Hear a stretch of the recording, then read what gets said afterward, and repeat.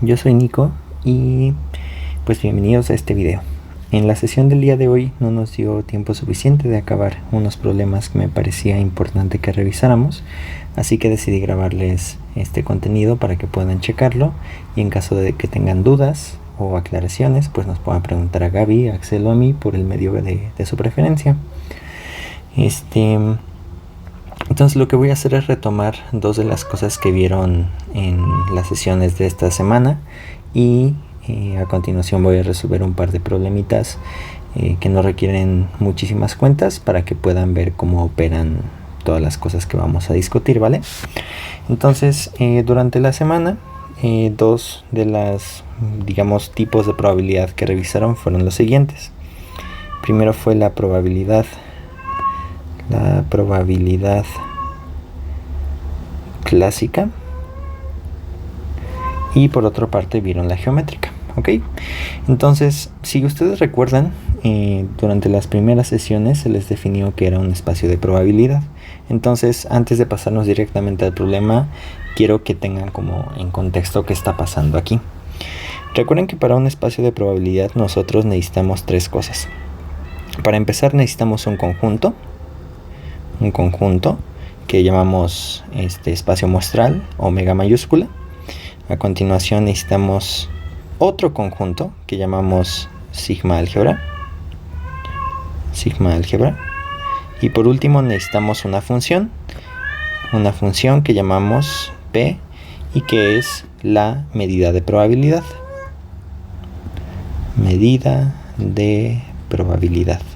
¿Vale? Entonces, muy en concreto para este caso, en probabilidad clásica lo que nos interesa es obtener este valor para ciertos eventos en los cuales el espacio muestral es discreto. Entonces, si pensamos que tenemos aquí nuestro conjuntito, omega, pues básicamente lo que tenemos es una cantidad finita de elementos, aquí voy a poner 6, 1, 2, 3, 4, 5, 6 y estoy poniendo 6 para que piensen en las 6 caras de un dado, ¿vale? Entonces lo que hacemos es meter en este conjuntito como estos puntos que a continuación vamos a rescatar en nuestra sigma álgebra. Entonces en la sigma álgebra vamos a tener otros conjuntos, ¿ok? Es muy importante que distingan el espacio muestral de la sigma álgebra. Entonces, por ejemplo, en la sigma álgebra es otro conjunto relleno de muchos conjuntitos. Aquí tenemos, por ejemplo, el 1, el 2. Aquí tenemos otro subconjunto que a lo mejor tiene al 1, el 2, al 3. También tenemos otros que se llaman eventos simples, como por ejemplo el subconjunto que tiene un solo elemento 1, ¿ok? Entonces es muy importante que tengan presente esta diferencia. Vieron ustedes que una sigma álgebra es un subconjunto de la potencia de omega que cumple con ciertas propiedades, pero para efectos de esta exposición basta que ustedes tengan presente que la sigma álgebra la vamos a formar a partir de nuestro espacio muestral, ¿ok? Y los elementos que hay en la sigma álgebra no son los elementos del espacio muestral, sino subconjuntos de estos, ¿ok? Y recuerden ustedes también que la medida de probabilidad es una función, ¿ok? Una función que en este caso va de la sigma álgebra al intervalo 0, 1 cerrado, ¿vale? Entonces, básicamente, la medida de probabilidad lo que hace es tomar a los elementos de la sigma álgebra, nuestros subconjuntos, y otorgarles una medida, ¿ok? Por eso le llamamos medida de probabilidad.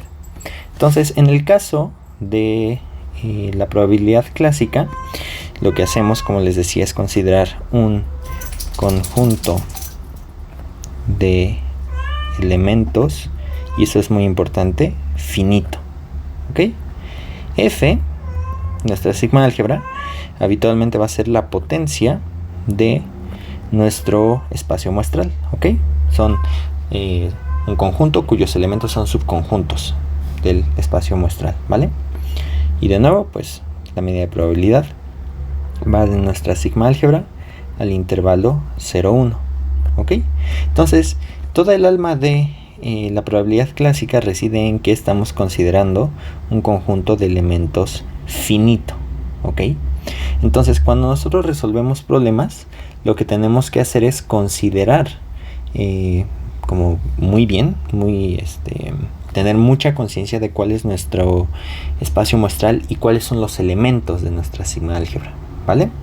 Entonces, ya a la luz de esto, este breve recordatorio, vamos a ver el ejemplito que les quería poner, ¿ok? Entonces, les voy a plantear la situación un poquito platicada y ahorita vemos cómo lo vamos a resolver, ¿vale? Entonces, lo que vamos a hacer es lo siguiente. Vamos a consideremos un número natural n, ¿ok? Positivo, ¿ok? 1, 2, 3, 4, el que ustedes quieran, ¿vale? Y consideren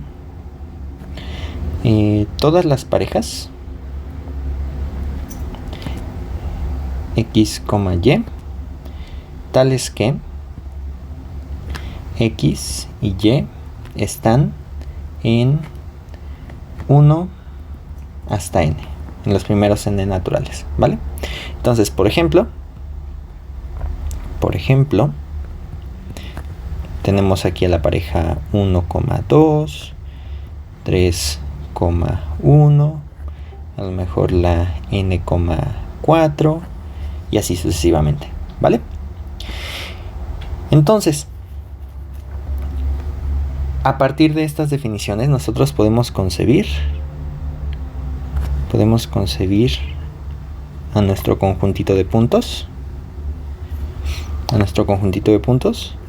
como los puntos en el primer cuadrante del plano cartesiano que tienen entradas enteras.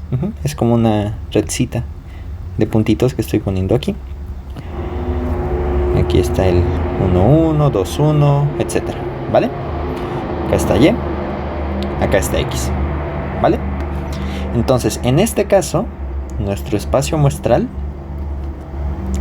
es igual a todas las parejas ordenadas, tales que x, y están en el conjunto de los primeros n naturales, sin el 0, ¿vale?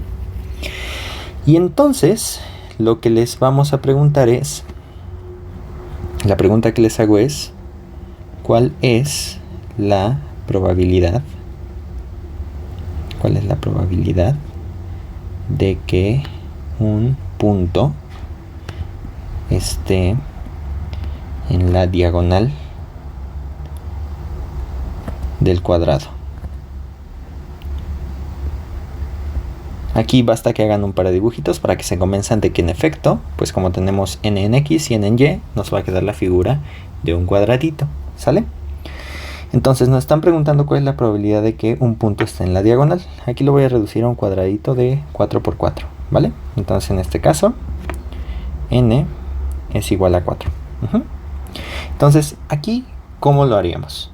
Recuerden que la medida de probabilidad en probabilidad clásica para un subconjunto de la potencia que está en la sigma álgebra A se define como la cardinalidad de A dividida por la cardinalidad de el espacio muestral.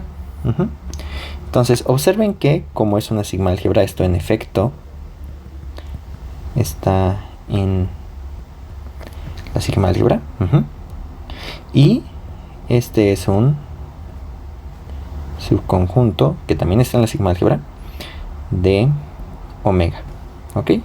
Entonces aquí básicamente lo que estamos haciendo, como en prueba clásica, en los problemas así como los que planteamos hoy, es casos favorables entre casos posibles. Y de aquí viene la importancia que el espacio muestral sea finito.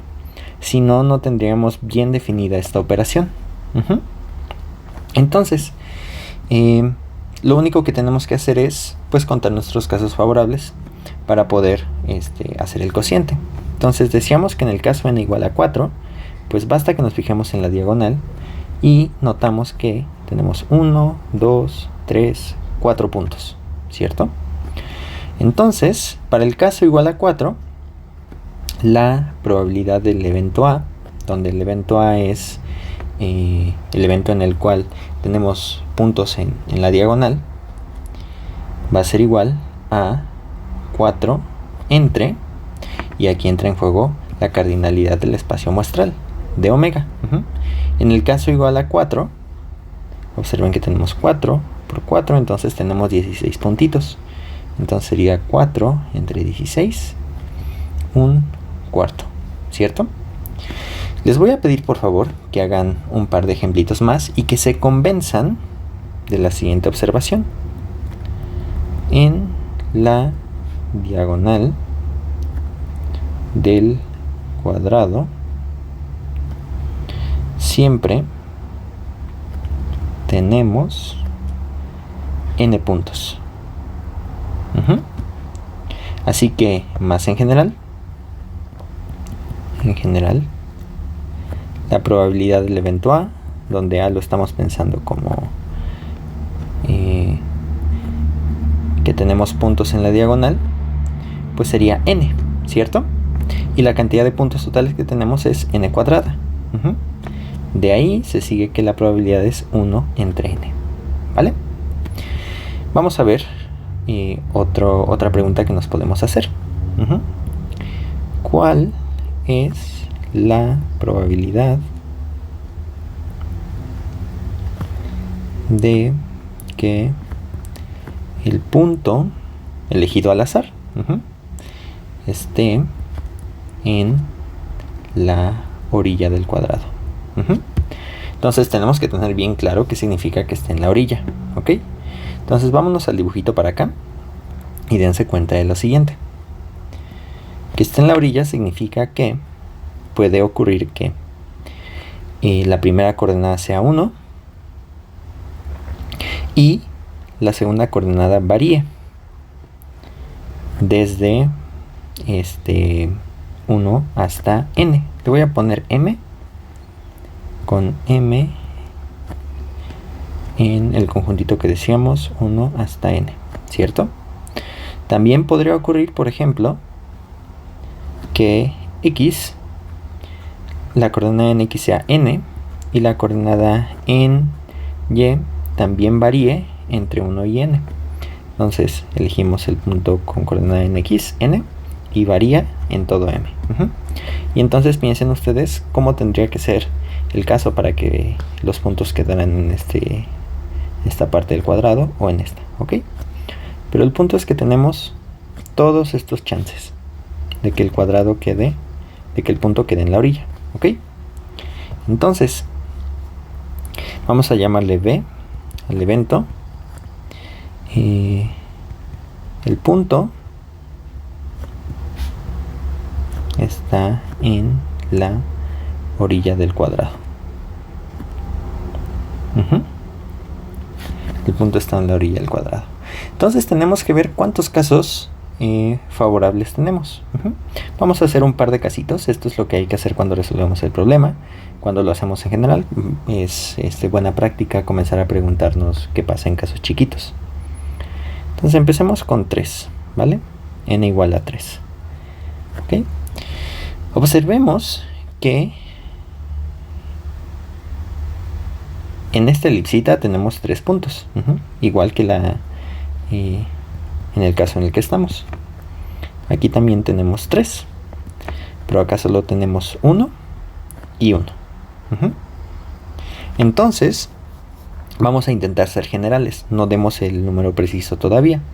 Tenemos 2 por 3 más 2 por 3 menos 2.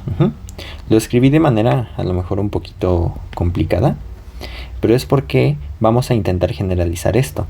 Este número 2 significa que estamos considerando la elipse 2 veces. Y cada elipse tiene 3 puntitos. Y este 2 de por acá nos está diciendo que estamos considerando lo siguiente 2 veces. Teníamos 3 puntitos, pero estamos quitando los de las orillas. Entonces nos queda 1. Y lo estamos haciendo por arriba y también por la parte inferior de nuestro cuadradito. Si lo hacemos para 4 puntos, para n igual a 4, observen que pasa algo bastante similar. Aquí tenemos 4, 4, aquí tenemos 2 y 2. Entonces, en este caso tendríamos 2 veces en azul clarito la dimensión de nuestro cuadrito, que sería 4 de lado, ¿cierto? Más, voy a cambiarlo al color azulito, 2 veces lo que está ocurriendo en la parte de arriba y en la parte de abajo, que serían 4 menos 2, ¿cierto? Y observen que tiene una estructura bastante similar. 2 por la dimensión del cuadradito, dimensión estoy refiriéndome a la longitud de las aristas, 2 por aquellos que nos quedan en la parte superior y en la parte inferior, ¿ok? Entonces esto es para n igual a 4. Si hacen este experimento un par de veces más y quieren ser hasta un poco más formales y lo quieren probar por inducción, van a ver que en la orilla siempre tenemos 2 por n más 2 por n menos 2 puntos. ¿Sale? Si simplificamos esto significa que tenemos 2n más 2n menos 4. Es decir, en la orilla siempre vamos a tener 4n menos 4 puntos. ¿Vale? Y nos lo estaban pidiendo para el cuadrado de n puntos en general. Así, la probabilidad de B son casos favorables entre casos posibles. Aquí tenemos 4n menos 4 favorables. Ese es el tamaño del evento. Entre ¿cuántos tenemos en total? N cuadrado. Entonces esta es la probabilidad de que cuando nosotros elijamos un puntito al azar, nuestro puntito quede en la orilla. ¿Vale? Bueno, entonces eso era un ejemplito que les quería dejar a ustedes para que lo pudieran checar. Y como tarea moral, les quiero preguntar ¿qué pasa? ¿Cuál es la probabilidad de que la coordenada en X sea menor o igual que la coordenada en Y? Y también preguntarles cuál es la probabilidad de que la coordenada en X menos la coordenada en Y, la distancia entre esas coordenadas en valor absoluto, la diferencia, sea menor o igual a 1. ¿Ok? Entonces esto no es necesariamente para entregar, sino para que practiquen un poco esto. ¿Vale? Bueno, entonces ya acabamos con estas dos problemitas que les quería presentar acerca de probabilidad clásica. Y ahora quiero hablarles un poquito de prueba geométrica. Probabilidad geométrica. Entonces, hice énfasis en esto acerca de espacio de probabilidad porque para prueba geométrica las cosas se pueden poner un poquito más raras. Nosotros, hasta antes de llevar prueba 1, es probable que estuviéramos muy acostumbrados a hacer lo que hicimos arriba. Favorables entre posibles, y con nuestras refinadas técnicas de conteo podemos contar cosas enormes, ¿no? Pero en prueba geométrica las cosas cambian un poquito. Aquí voy a ser un poquito informal, un poquito más informal y un poquito más vago, en lo que voy a decir. En este caso, los problemas en los que habitualmente nos enfrentamos en prueba 1, nuestro espacio muestral va a ser un subconjunto de Rn. Habitualmente, como lo vieron en clase, n es igual a 1, a 2 o a 3. F, esto se define con un poquito más de formalidad en prueba 2 o en otros cursos. F de nuevo es una sigma álgebra de omega. Ciertos subconjuntos de omega a los que a nosotros nos interesa medir, ¿vale? Y en prueba geométrica, la medida de probabilidad mide el área. Y esto lo voy a poner en rosita. Nosotros sabemos sacar el área de ciertas figuras, cuadrados, triángulos. Esta materia es de tercer semestre, entonces ya llevaron cálculo 2. Entonces saben sacar el área abajo de gráficas y figuras un poquito más caprichosas, utilizando integrales, ¿no? Pero pues le podemos calcular el área a ciertos subconjuntos de Rn en general, como esos, o de R2, muy en concreto. Sin embargo, esta palabra que acabo de marcar en color rosa, la palabra área, es difícil definirla. Y entonces uno tiene que tener mucho cuidado cuando uno está hablando de área. En este curso no nos vamos a clavar en eso demasiado. Entonces cuando decimos área, lo estamos pensando en un sentido como bastante intuitivo. Figuras no tan locas a las cuales les podemos sacar área. Entonces, si por ejemplo estamos pensando en R2, nuestra sigma, nuestro espacio muestral, piensen por ejemplo, son todos estos puntitos. Acuérdense que el espacio muestral siempre son como puntitos individuales. Entonces a lo mejor es todo este subconjunto y pues me voy a tardar la eternidad rellenándolo. Al final queda así rellenito, de puro color. La sigma álgebra nos representa subconjuntos de ese espacio muestral. Entonces la sigma álgebra podemos encontrar subconjuntos como a lo mejor ese circulito, este cuadradito. Y estamos excluyendo cosas como demasiado locas. No sé si se acuerdan, por ejemplo,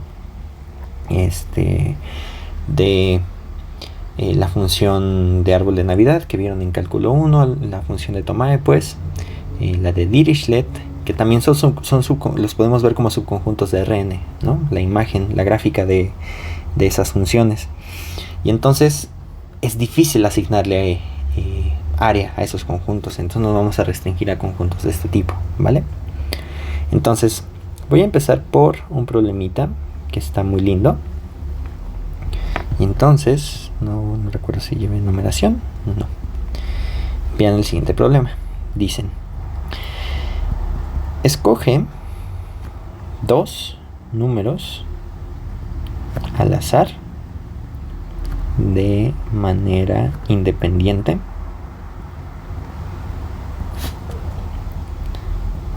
uno del otro en el intervalo 0,L con L un natural positivo, ¿vale? Lo que nos preguntan es ¿cuál es la probabilidad de que segmentos con longitud L y de las magnitudes de los números elegidos formen un triángulo? Entonces, antes de irnos a resolver el problema, vamos a pensar un poquito qué está ocurriendo.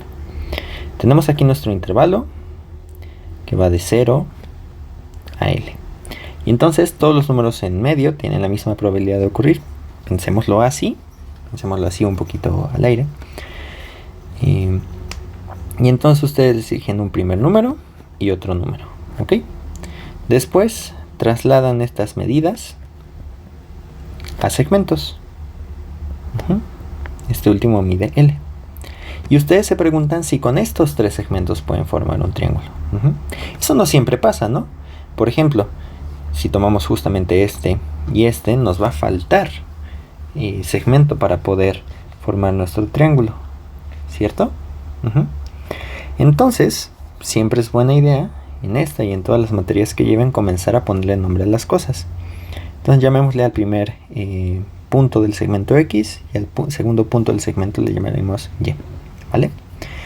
Hay una relación que vimos en geometría analítica, en geometría moderna, y en muchas otras materias que conocemos como desigualdad del triángulo, también en cálculo, ¿no? Entonces, nosotros sabemos que X y Y forman un triángulo si X más Y son mayores que L, ¿cierto? Entonces tenemos que ver cómo podemos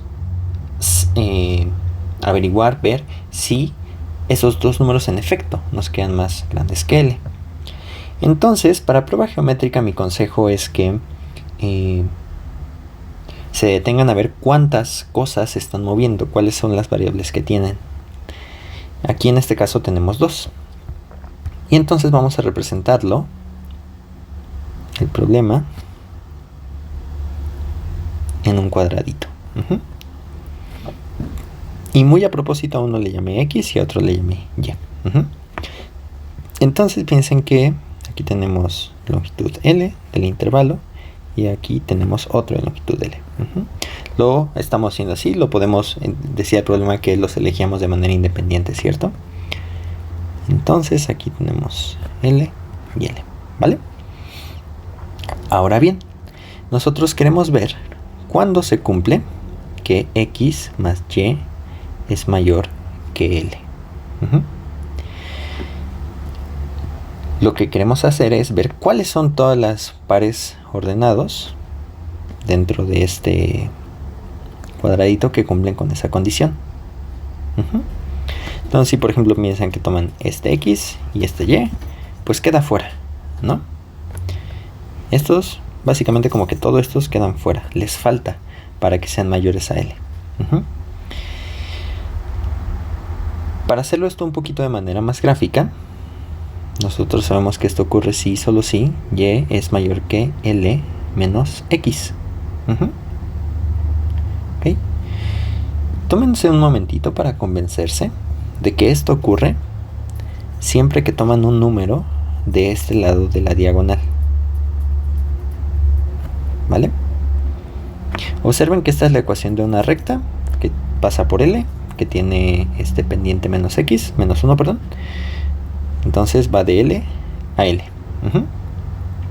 Si a este le llaman, por ejemplo, Y', yo lo que hago cuando tengo, por ejemplo, estas desigualdades, donde está X, le llamo Y', y entonces me concentro en los puntitos si están por arriba o por abajo, si se cumple la condición o no. Pero entonces se fijan en esta parte del cuadrado, ¿vale?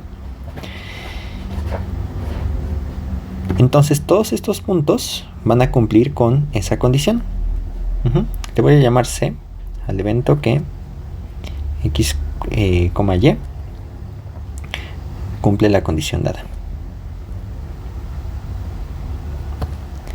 Es decir, los casos favorables. Estoy haciendo comillas con las manos.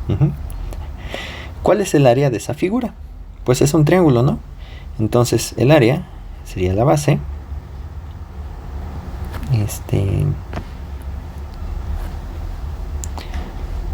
Sería la base L por la altura L entre 2, ¿no? L cuadrada sobre 2. ¿Ok? ¿Cuál es el área? ¡Ay!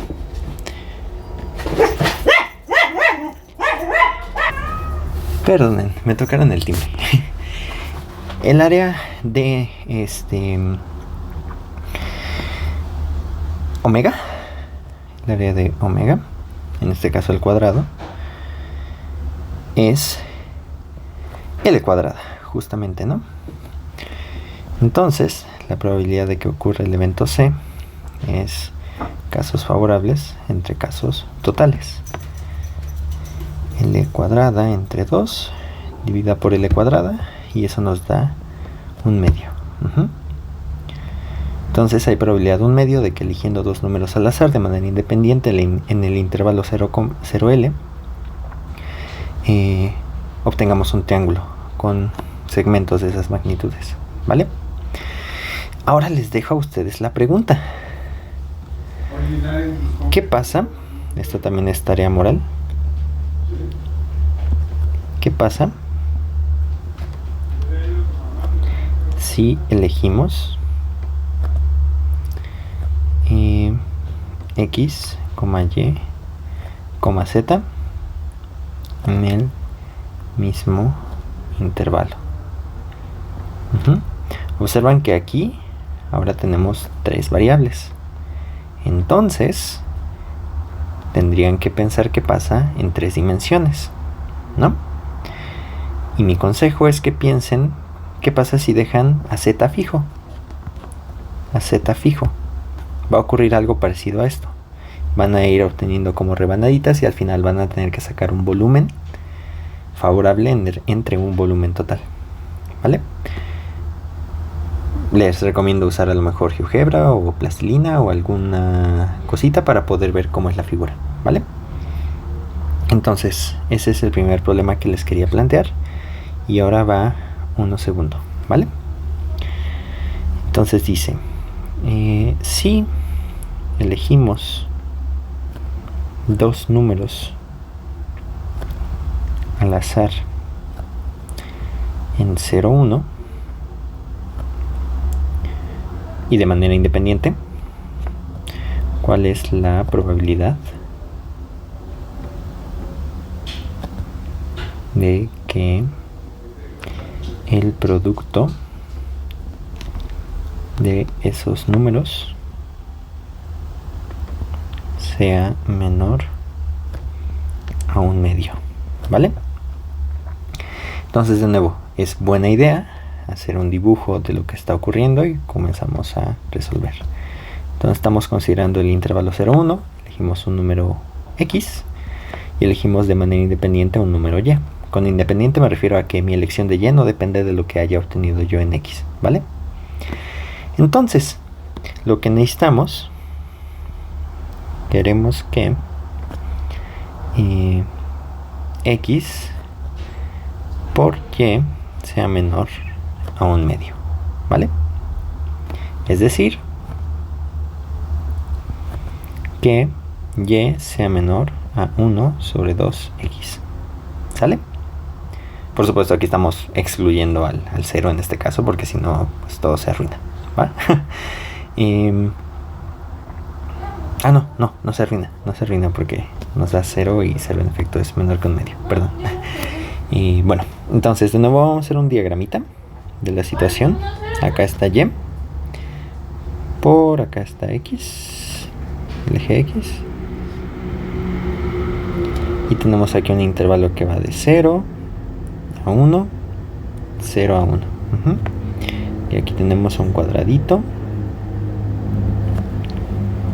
Y entonces de nuevo vamos a pensar primero algunos puntos en particular y después vemos qué pasa en general, ¿vale? Entonces, vamos a fijarnos, por ejemplo, aquí en 1/2.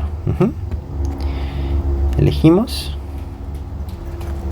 x igual a 1/2. Si para y elegimos cualquier otro número, el más grande posible es 1. Si y es 1, entonces x por y es 1/2 por 1 y eso es 1. Entonces como que este punto está permitido, ¿no? Si tomamos algo más chiquito, por ejemplo y igual a 1/2, también está permitido, ¿no? 1/2 por 1/2 es 1/4. Entonces convénzase de que pueden elegir cualesquiera puntos de esta línea. De hecho, también pueden elegir cualesquiera puntos, cualesquiera pares de esta línea. ¿Vale? Entonces todo este rectangulito está permitido.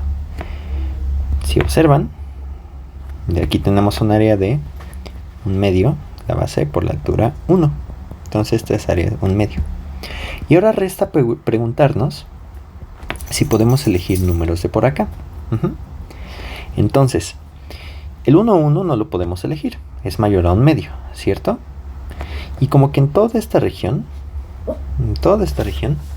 como por acá, no va a ser posible, ¿vale? De nuevo, lo que les decía es que algo que suelo hacer es, cuando tengo la variable en x, le llamo y', y observo cómo se comporta el dibujito, ¿vale? La función 1 entre 2x se ve como la 1 entre x, nada más está un poco recorrida y se ve más o menos así, ¿vale? Cae justamente a 1/2 cuando x vale 1.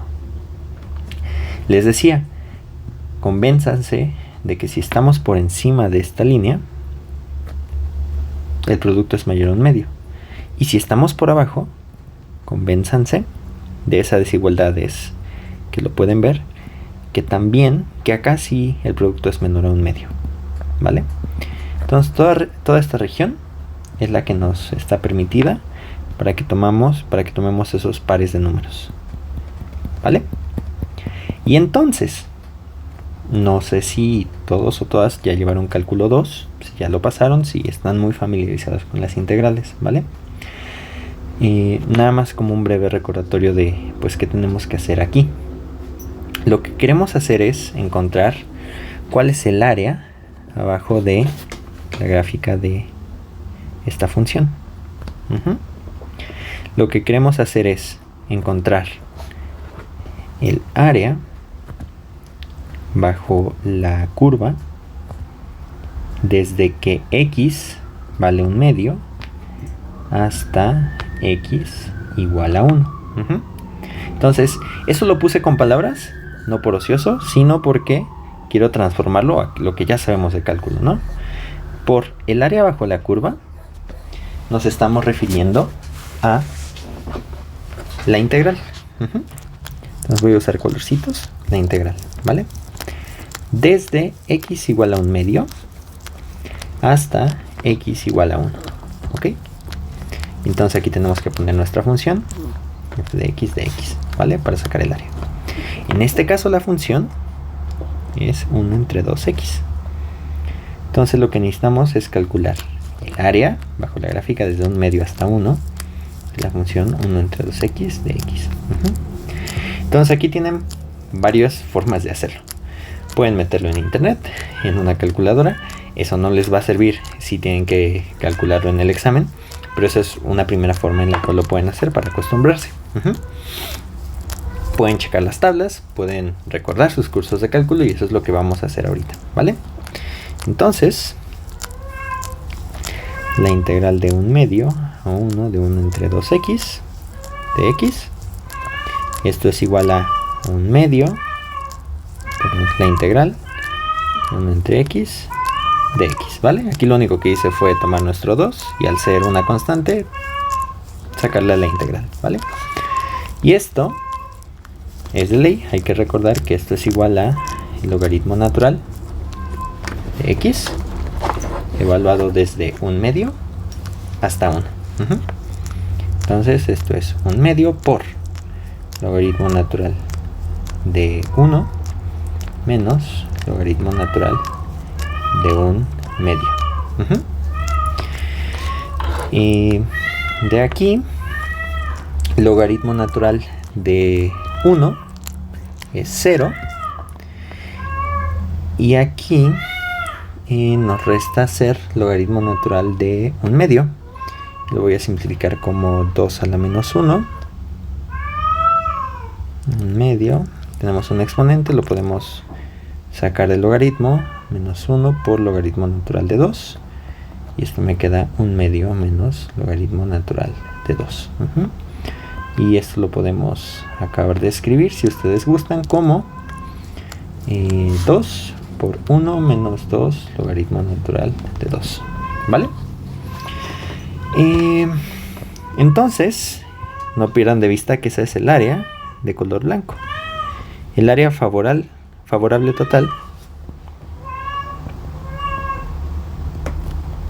teníamos que era 1/2 más la que sacamos ahorita, 1/2 menos logaritmo natural de 2. Creo que ese paso estuvo un poquito de más. Entonces aquí queda 1 menos, perdón, más. Esto era un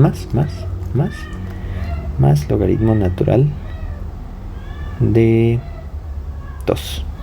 ¿Cierto?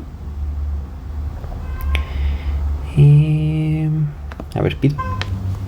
Aquí cometí un errorcito, perdón. Este era un producto. La probabilidad iba a salir rara. Este era un producto, no una suma. Entonces es logaritmo natural de 2 entre 2. Aquí se me fue el signo. Nada más es logaritmo natural de 2 entre 2. Entonces el área total resulta ser de 1/2 más logaritmo natural de 2 entre 2. Entonces 1 más logaritmo natural de 2 entre 2. El área total favorable. Y de nuevo, lo que tenemos que hacer es casos favorables entre casos totales. Entonces me voy a ahorrar ahorita la definición del evento con palabras en el papel y nada más voy a poner que la probabilidad de D es el área de D entre el área total. Observen que el área total es el área al cuadrado, que es 1. Entonces es 1 más logaritmo natural de 2 entre 2. Todo eso dividido por 1, que no es más que 1 más logaritmo natural de 2 entre 2. Entonces con esa probabilidad, nosotros al tomar dos números al azar de manera independiente en el intervalo 0,1, su producto va a ser menor estricto que un medio. Pregúntense qué pasa cuando es menor o igual. Es una pregunta interesante.